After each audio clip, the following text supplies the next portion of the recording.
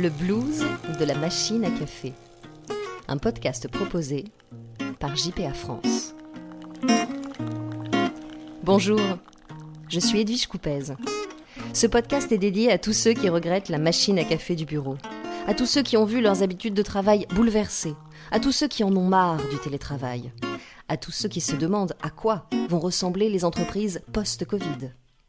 Pour le savoir, je vous propose de questionner notre rapport aux objets iconiques du bureau. Épisode 3. L'imposture du baby-foot. Ça fait 3 jours que j'essaie d'écrire cet épisode sur le baby-foot et le bien-être au travail. 10 fois que je recommence, je m'énerve, je relis mes notes, j'y reviens, je laisse poser, rien à faire. C'est pourtant un sujet que je connais, le bien-être au travail. C'est la chose la plus centrale en entreprise. Combien de discussions avons-nous eues avec Gaël Châtelain sur cette notion quand il écrivait son livre « Le bien-être au travail pour les nuls ». C'est plus un détail, ce n'est plus un luxe, en fait c'est un élément stratégique. Alors quoi ?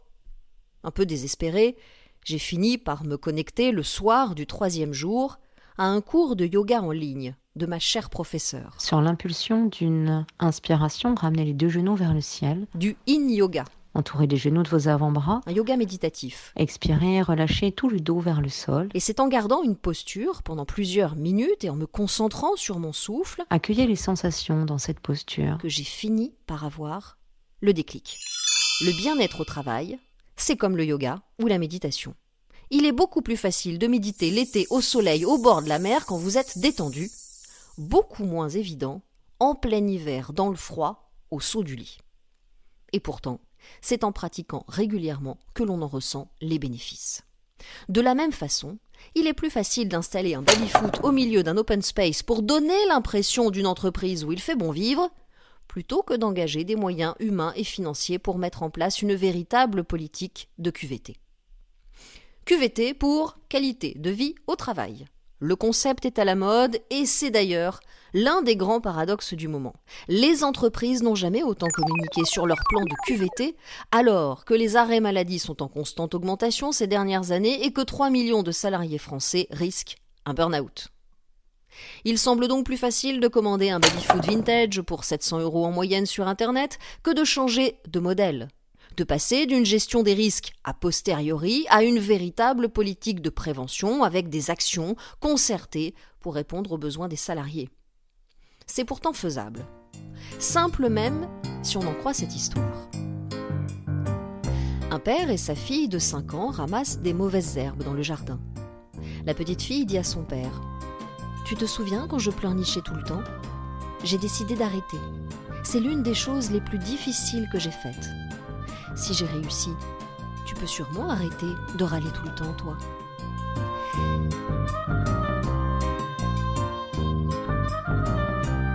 À partir de ce jour-là, ce papa, qui était aussi un éminent psychologue américain, a décidé d'entraîner son esprit pour ne plus se focaliser sur ce qui va mal, mais pour percevoir ce qui est gratifiant et joyeux dans le quotidien. C'était en 1998 et Martin Seligman venait de poser les bases de la psychologie positive. Après avoir accompagné pendant des années des patients en souffrance, il s'est intéressé à ceux qui allaient bien pour les aider à aller encore mieux. Au lieu de chercher l'origine du mal-être, il s'est posé la question du bien-être.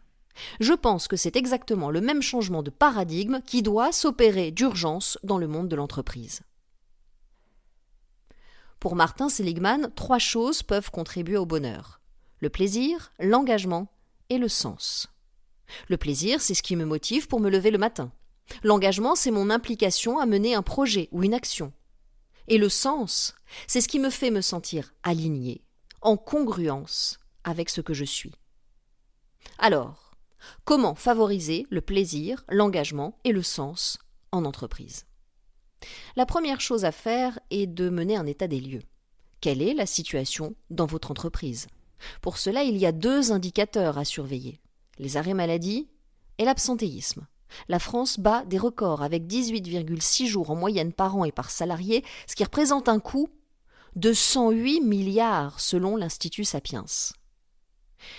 La deuxième chose à faire est d'interroger les salariés. Questionnez-les sur des choses très simples, basiques. Les locaux, le matériel, les conditions de travail, le confort, l'ambiance, les relations avec les collègues.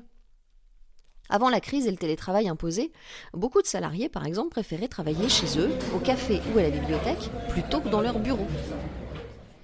La troisième chose à faire est d'inciter les salariés à s'interroger eux-mêmes sur leurs besoins, leurs attentes, leurs difficultés. Car selon moi, le bien-être au travail n'est pas dissociable du bien-être personnel.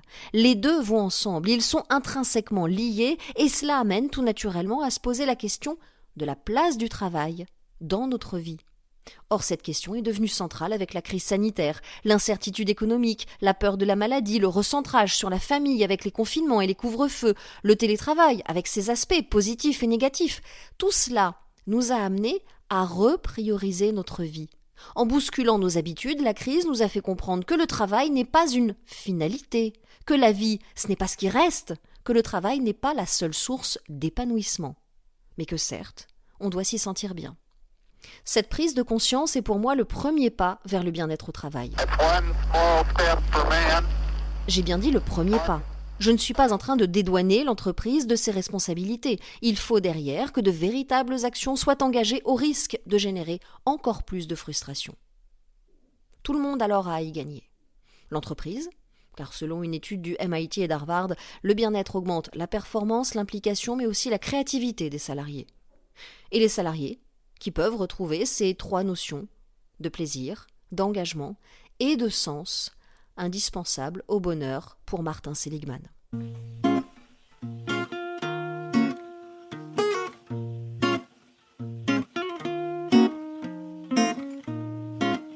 Je vais encore vous raconter une histoire pour terminer cet épisode.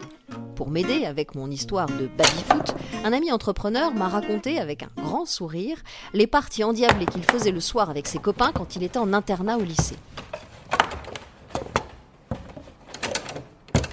Le moment de détente que c'était pour lui. Comment il se concentrait totalement sur la partie, comment il levait ses joueurs pour aider son coéquipier à marquer, tout ça dans le seul objectif de marquer et de gagner ensemble. À l'entendre, je me suis dit que vu comme ça, le baby-foot pouvait réellement être utilisé pour recréer du lien entre les salariés et participer à améliorer le bien-être en entreprise. Et vous voulez jouer au baby-foot ?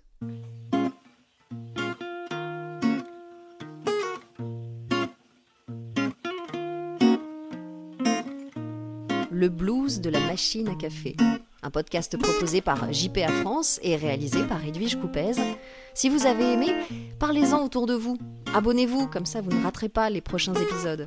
Et puis nous sommes intéressés par vos commentaires, par vos témoignages. Racontez-nous, via LinkedIn par exemple, comment vous vivez cette période. Faites-nous part de vos suggestions. S'il y a des objets du bureau qui vous manquent ou qui vous inspirent, des sujets que vous voudriez que nous abordions dans les prochains épisodes. À très bientôt.